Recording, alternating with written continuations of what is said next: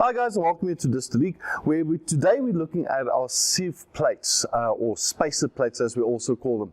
Now, a spacer plate is something that we created, we don't think we were the first to think of it, but something we started making a couple of years ago, but due to more and more of our clients wanting to make gin at home using infused distillation. Now, those of you that's already done our W4 gin and botanicals training or infused spirits training, you would know that infused distillation is a method of making gin or spice rum or so forth, where your botanicals is not in the vapor path, but in the alcohol itself. Inside the boiler, in the alcohol that you are infusing, you put your botanicals in there and you do your distillation process, extracting flavor and aroma.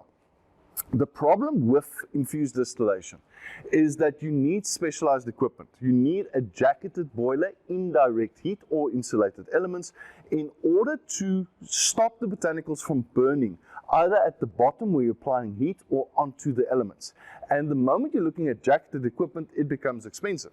Even in a copper still design like this, an Alembic still design like this, you do get them, what we call bay marine stills, which has a oil-filled jacket, and it is indirect heat, so you can get them, but they become quite pricey.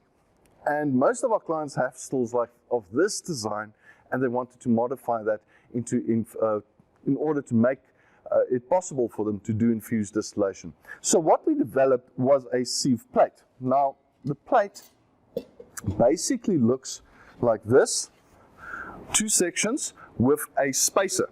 Now the spacer allows it to go into the boiler, sit there with a raised gap. The plate itself then keeps the botanicals from settling onto the bottom where it's going to burn. So it's in two sections, you place it inside, one like so, the other right next to it.